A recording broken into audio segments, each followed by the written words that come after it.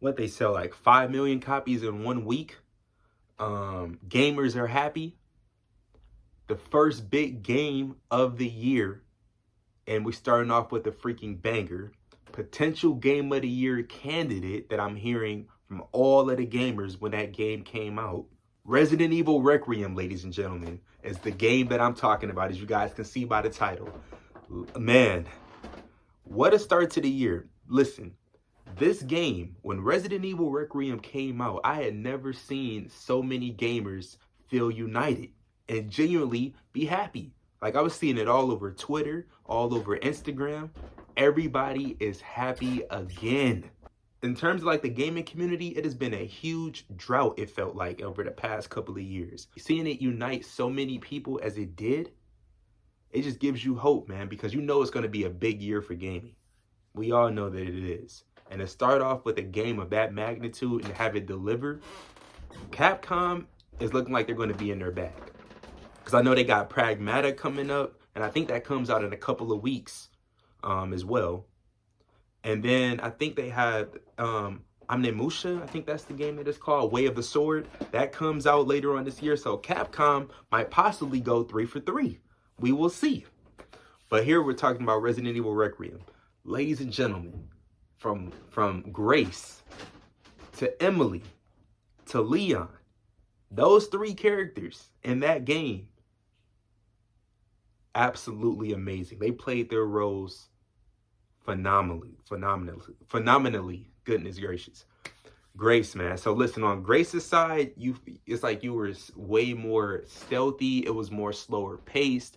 You had to be careful with your weapon usage because you would easily run out of materials and you'll have to craft. And if you didn't have any weapons, if you didn't have any ammo, if you didn't have any knives or shivs with you, you were pretty much shit out of luck. So you had to be very, very careful. You were limited on any amount of resources that you can have and find. But that's what made it so much fun, because it required you to play in a stealthy fashion, which is what horror games are meant to be played as. You know, stealthy, cool, calm, collected, be more reserved on the ammo, and, you know, play the way that is meant to be played. Now, on Leon's side, it's like, all right, I'm a badass. Where's my shotgun? Bow! You know, like you actually felt like you was a genuine badass in an action movie. But that's the type of vibe that Leon gonna give you, because that's his swagger, man. That's what he's been doing in the past Resident Evil games. You always felt like you invincible when you play as Leon, and that did not change in Resident Evil Requiem, man. I'm telling you. And a prime example of that is that, like, that bike chase with him and Victor, oh my gosh, that was so well done, man. It felt like I was in a damn movie. It felt like I was in a freaking movie in that bike chase, man. That was absolutely crazy. That's how it felt, man. And I love that switch between both characters. Because, like, what Capcom did was that they didn't make Leon feel like the main character. They made Grace feel like the main character, but Leon be as equally as important, because there's no Resident Evil without Leon. Everybody knows that. So I love how they gave each character like just enough. It was just enough, and it was the perfect balance. And when things got too crazy, you went from one character to the next. And I love that. Now, let's talk about the middle character, Emily. So I love the vibe between Grace and Emily, man. Honestly, my favorite moment in the game was Grace and Emily when they escaped out of that elevator from that giant creature and they hugged. It gave me 2 different vibes when I first saw it when I was playing. It gave me a big sister and little sister moment between the two. And then it also gave me like a mother-daughter type moment as well, because you can just tell, like, Grace was slowly growing on Emily, because, you know, when we first met Emily, she was in a cell. She was untrustworthy. You know, she was blind. She couldn't see, and she didn't trust not a single soul. But the more she got to know Grace, the more she started to let her guard down and be more trustworthy. And listen, as soon as they formed that beautiful bond, she was like, I'm not leaving without Emily. I'm not going anywhere without Emily. So I love the relationship that Grace and Emily had, man. It was so beautiful. It was honestly amazing. And then freaking Xeon, the big head honcho, He played his role so freaking well. He was just calling the shots like, all right, you do that, you do that, you do that. It was so crazy, man. And the powers that he had, boy, it's like he was moving through time and space. It was like he was Neo in the Matrix, just dodging every single bullet every time that Leon was trying to shoot him. Oh my gosh, it was just so crazy. And then an alternate ending as well in the game and they had you play two endings because they made you think that, oh yeah, if I release Elpis, then this is going to happen, but if I don't release it, then this is going to happen. And and for the people who haven't played Resident Evil Requiem yet, first things first, y'all need to play the fucking game because it's amazing. I'm gonna be blunt.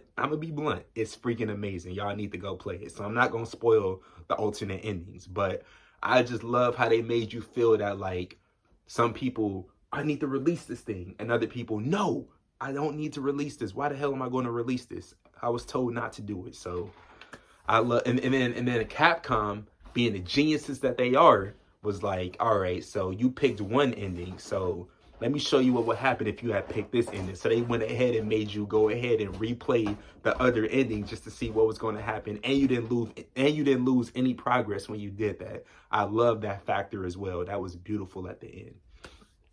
But nah, man, if I had to rate Resident Evil Requiem, honestly, I would give it a 9.5 out of 10. I understand the Game of the Year shouts, but listen, guys, we still got GTA 6 coming out.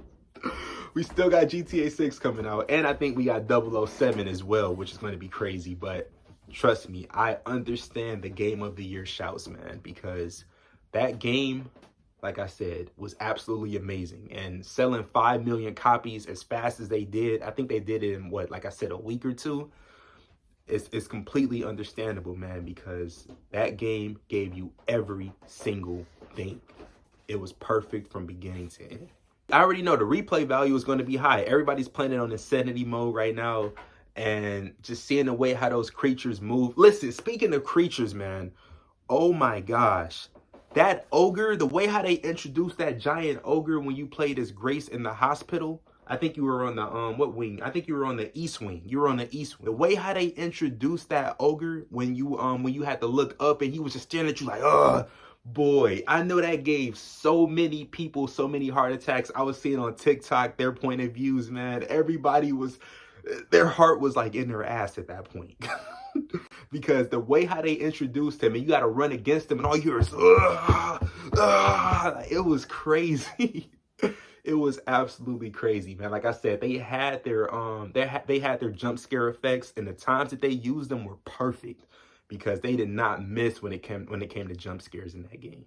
I would definitely play it again. And speaking of which, we will be playing it again because we're getting a DLC for the game. So Capcom is not even done yet with the game. We're going to get a whole new DLC, which is like a story. I think it's going to be like a story mode expansion on the game. And best believe we will be all over that, man. So I cannot wait. It's going to be absolutely insane, man. But for the time being, I had to do my review on Resident Evil Requiem. And like I said, I'm giving it a 9.5 out of 10. If you guys have not played it yet, play it. If you guys already beat it, let me know how it is on Insanity mode. I haven't tried Insanity mode yet, but let me know what it is on Insanity mode. Let me know also what was your favorite moment as well in the game, or moments if you have multiple. Let me know what was your favorite moments in the game. But like I said, I had to do a review on this. I wanted to do it so freaking bad, man, and I'm so glad that I did. Let me know y'all thoughts and opinions in the comment section down below. It's been your boy Santo Plays, and I'm gonna see you guys in the next game.